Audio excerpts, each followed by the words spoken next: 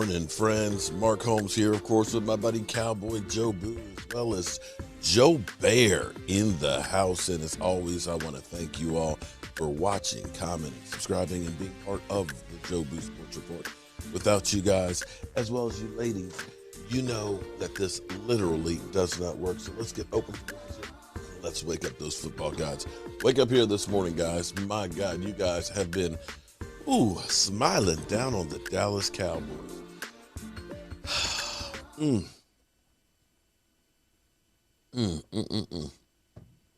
coffee tastes so much better on a Victory Monday, Hangover Monday. I'm glad it's not going to be an overreaction Monday. Brethren, you know, I haven't heard from you.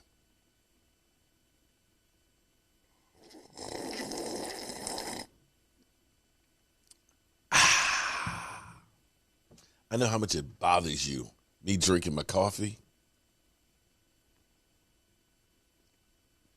Probably as much as that butt whipping that your team took from the Dallas Cowboys yesterday.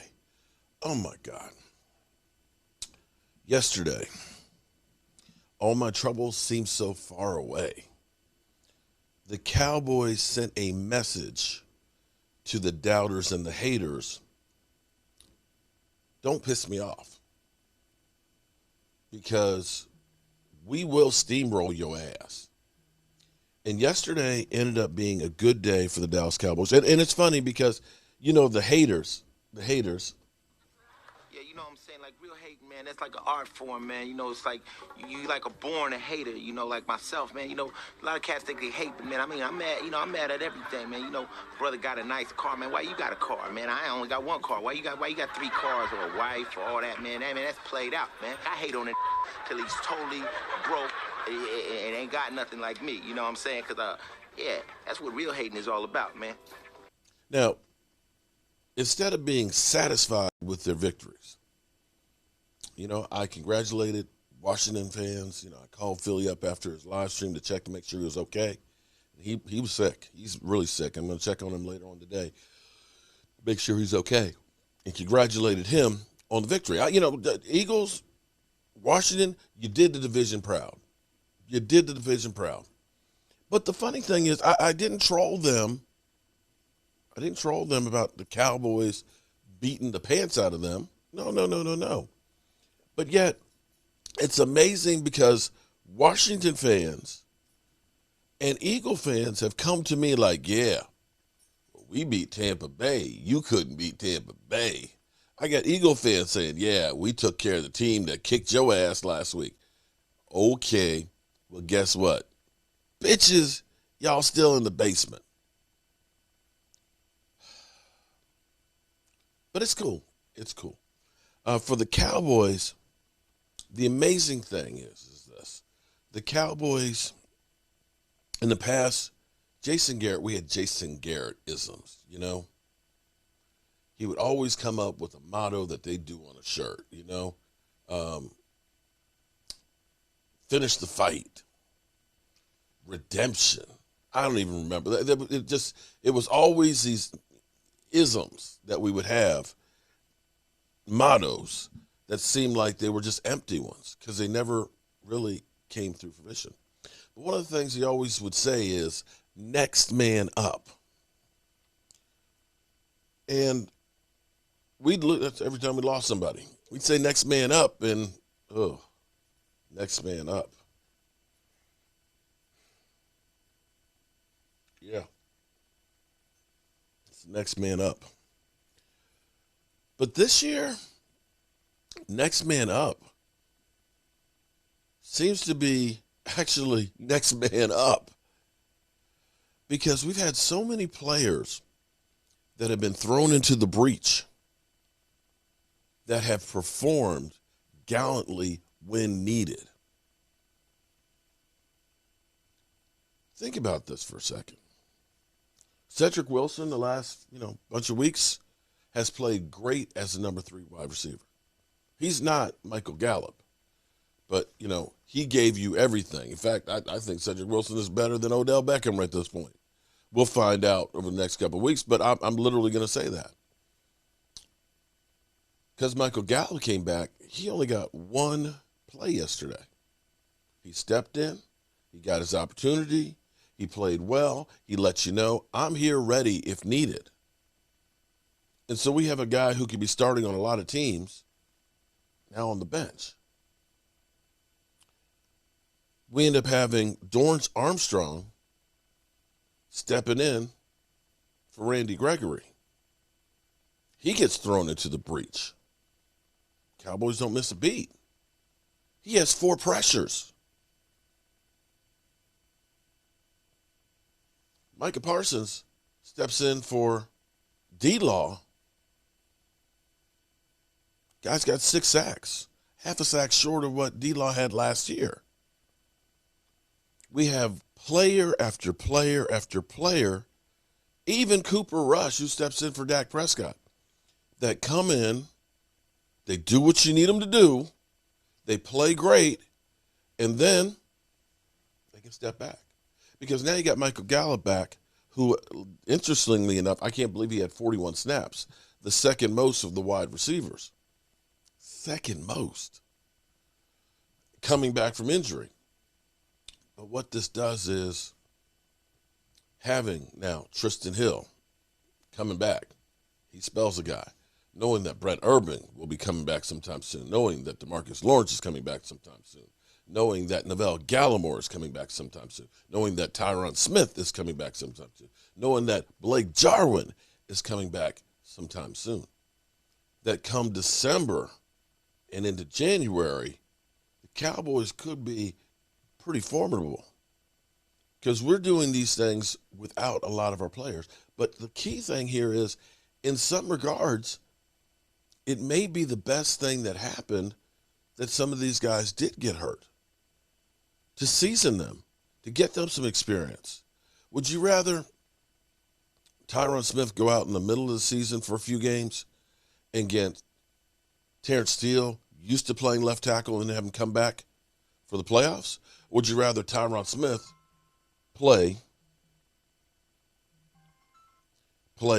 until week 15, 16, then get hurt, and then we got to throw him in there? You don't. You want them to go ahead and play well and get it out the way now so you have confidence when the time comes to put them in there. This is a beautiful thing. This is freaking amazing to be able to get these guys up to speed in here. And for us now to have a stranglehold on our division, 7-2, understand that 7 games is what Washington won all last year and won the division. We have, though, now shaping up, get straight, go forward, move ahead. Okay, sorry, flashback. When you get old, you start having things that just hit you and just flashes back, okay? Whip it good. We have the return of the Mac, Pat Mahomes, who threw not 1, not 2, not 3, not 4, but 5 TDs and 0 interceptions last night, going to the Raiders' ass in Las Vegas. Now, the question you have to ask is, are the Kansas City Chiefs back? Because now they have a 2-game win streak. They're now in first place in the division because the Denver lost, because the Chargers lost, and because the Raiders lost. Is Pat Mahomes and crew back? Or is it that finally that the Raiders' issues are catching up to him? The Raiders, for about the last month, have just been hit over and over and over again, from John Gruden to Ruggs and then the defensive back. It's just been like bam, bam. At some point, all those things will weigh down on you and you'll start to lose focus. I don't know, but see, Pat Mahomes, as much as everybody has belittled him and said he's done and he's average, you know what? You can get on a hot streak real quick. Now, Kansas City's defense is still not real good, and we're going to have strength against strength. We'll see what happens, but that's going to end up being a marquee game, and now I think looks a lot differently this week than it did, say, 2 weeks ago. For us to have the Cardinals end up getting their butts whipped yesterday and wondering where Kyle Murray is, all of a sudden they got 2 losses. the team to beat, and we'll find out tonight with Tampa Bay, of course, losing their third game. We'll find out tonight about the Rams. The Rams may be the team to beat in the NFC right now. If they get a win from the 49ers, they're kind of in the driver's seat at the moment. They do have another game against the Cardinals, so one of those two will knock each other off. And if the Cowboys can continue to play, we'll see. But I'd say don't get complacent because it's the NFL. One week Denver can beat you. The next week Denver can lose to the Eagles. And that's the nature of the beast. The Cowboys, they just need to stay focused and end up coming out and playing like a bunch of crazed dogs. And that's what they did yesterday. Let's see what the haters have to say this morning. No, that was an emotional day for him. And the Cowboys, like you just talked about how Bruce Arians, maybe this will be a good thing for the Buccaneers, getting beaten, getting sort of brought back down to earth. Maybe that happened in Dallas last week. I totally agree. And Jerry Jones is the one that set the tone. Jerry Jones is the one that challenged everybody, challenged the coaches, challenged the players. Like, it's unacceptable. We're not going to show up like this ever again. Okay. And when Vic Fangio was saying how here's the blueprint to beat the Dallas Cowboys, Jerry Jones saying, nah, it had nothing to do with your blueprint, my friend. Right. Had everything to do with us. And that's what it showed. And by the way, Micah Parsons is an absolute beast. Man, listen, you know, I said it last week that sometimes you need these losses because there's no comeback for a player. You know, through the first 6 or 7 weeks when Trayvon Diggs has 7 interceptions in 6 games and you're trying to tell him don't let people get behind you, he could be like, but I got 7 picks, right? When when you're Dak Prescott and you're playing so well, when you're Ezekiel Elliott and all these things are going good, you know, coaches could come to the meeting in their Crocs, right? But when you lose the way you did last week, coaches got to come to the meeting in their sneakers. You know why? Because they're going to get at you in the way where y'all might have to square up, right? Wow. So they got to make sure they don't slip if it goes down in front of the meeting room. And that's the way this team played. This team played like a team with a sense of urgency. This team played like a team that understood that last week was not who they could be. But when Jerry makes the statement that we need to do better, it's for one reason. He feels like this team can win a Super Bowl. And you can't go out there and lay eggs like they did against Denver. But to come back this week against Atlanta and play this way after Atlanta beat the Saints last week was huge for this team. It shows what they're made of, what their leadership is, and also how their coaches can get them prepared. Yeah, the Cowboys football team has shown us a lot and/or proved a lot of things to us this year. Yesterday, they proved to us that last week was just a blip on the radar. Right. And when you're a better football team in the NFL, you come out and maul teams that are lesser than you. And that's what they did yesterday. Dak was fantastic. I thought Zeke was amazing in pass protection. The offensive line in pass protection was great. And those guys, like, look at Zeke here. Come across, pick up, give me some action. Yeah, look at Zeke. This throw does not come off. FaceTime. Yeah, put your face mask on his chest. It doesn't get off. How about this one? Get the backside corner blitzing, put your face on him. Now CeeDee's going to get a little flat route that's going to go what like good teams do. This is why I think the Cowboys are the second best team in the NFC. I still think the Rams are. This is what good teams do. They come off a bad day and they absolutely beat the brakes off a team that they're better than. Yeah, no, it was so impressive. I mean, it really was. And you talk about the pass protection, all that type of stuff. And what it was, Dak was back to being Dak. Yeah, he played Dak was back to being Obviously, that time away, we saw what happened. Russell Wilson looked horrendous, all right, in that game. So did Dak last week. All right, you can't just all of a sudden show up, have a month off, and show up and expect to play well. This is the second play of the game. Look at the big fellas, Rex. I know, and look, they never even had their big left tackle in the People don't really get beat like that. Correct. Right? And so I'm trying to understand why this is turned like this. The way that the Dallas Cowboys do, that's not supposed to happen. And honestly, to come back and beat the Atlanta Falcons is not supposed to happen this way as well. This was for Panthers. Thank you for Gregory yesterday, create that pass. Let me ask you, because I don't think there's another team in the NFC that has, on one side of the football offensively, mauled teams, physically abused teams the way the Cowboys have. And then also had games defensively where they've suffocated teams.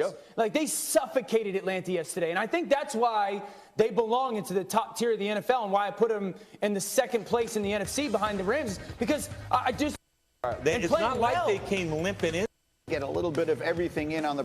It was got to make sure we don't have the highlights here. Okay, all right. So that was a bust, trying to get that in early because that was, of course, Get Up this morning first thing. Just trying to get a little taste, a little flavor of what they have to say. First Take and all that stuff's not on yet and stuff, but we'll definitely follow through with all of those. Anyway, got a lot of work to do in the workshop. Shout out to all the new channel members and things.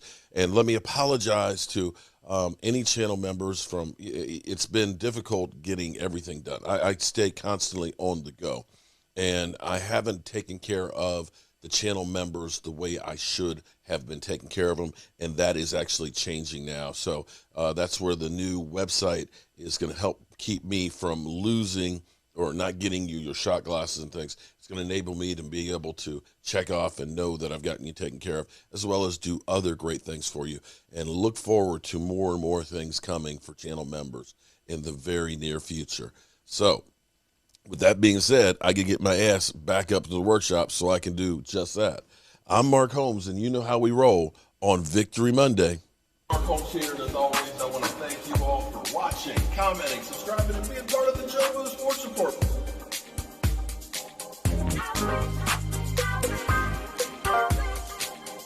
You did one hell of a job, and the only thing else I got to say is